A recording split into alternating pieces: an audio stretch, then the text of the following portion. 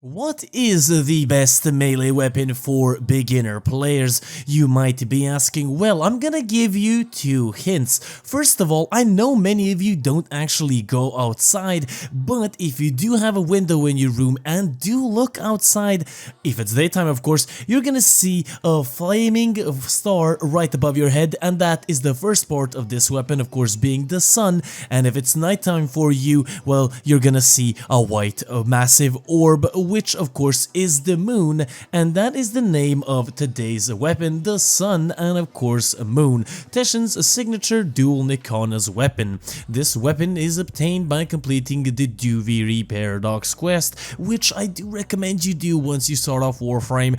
You will get this blueprint completely for free, it being a mastery rank 0 weapon. You don't even need a lot of resources, you need 100 Kovnik, you need 40 Lamentis, and you need 40 Sylphalia and also 35 Rune Marrow. Now keep this in mind, the first 3 are formed inside of the Duviri experience once you do complete the actual quest, and Bone Marrow inside of course the Undercroft. This is gonna take you around an hour and maybe let's say 25 minutes to gather for this amazing weapon. Now you might be asking, what is so good about this weapon? Well, first of all, you get the stance for free, so extra slots for your mods. It has slash damage, which of course, if you did not know, is the best damage type in Warframe at the moment, being 56% slash, and it has an amazing crit chance and crit multiplier of 20% and 2.4 times crit multiplier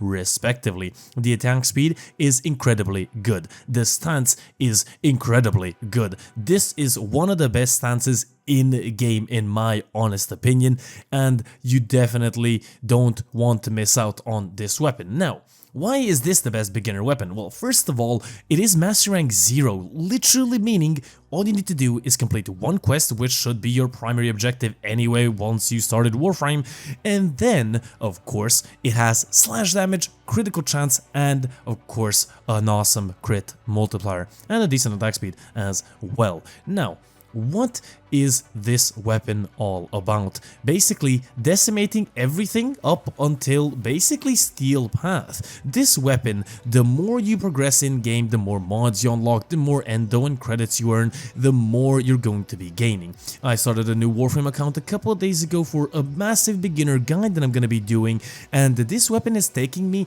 basically throughout the whole of the star chart. I'm not having any issues with any boss, any enemies, basically nothing. Now, the gameplay in the background is nothing too spectacular, they're not enemies 120, but if you really want to see how this weapon fares against 120 level enemies inside of the Steel Path, which is basically the star chart but plus 100 levels, this is how it looks like.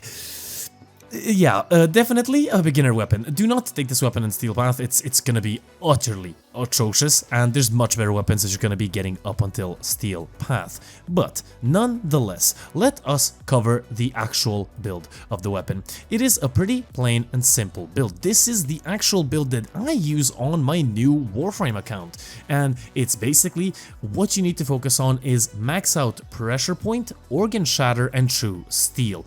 Everything else is pretty much a good addition. Now, we have, of course, Cold and Toxin, which gives us viral damage. Slash attacks health directly, it ignores shields and it ignores, of course, armor on the enemies. And viral basically increases the damage of Slash, so, I mean, I guess you already know where this is gonna go. We do have Volcanic Edge here for increased status chance and also for that extra fire damage to reduce the enemy's armor if, for example, Viral doesn't proc. But nonetheless, holding down the right click on your mouse actually basically makes this weapon into a really nice forward moving weapon. It allows you to move forward, gain momentum as well, and actually do really good damage. Of course, as basically the whole stance does. As I said, the stance is incredibly good.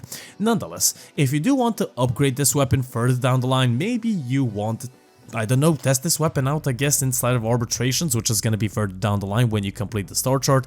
I guess this is the build that you can use. This is the build that I basically made on my regular account, and this is a pretty okay-ish build. I mean, it's a really good build. Sadly, the weapon itself is not that amazing that it can fare up against, of course, higher tier enemies. As I said, honestly, this weapon is gonna take you up until the end of the star chart. By then, you should have a prime melee weapon or even just a normal basic melee weapon that is much better than, of course, the sun and the moon.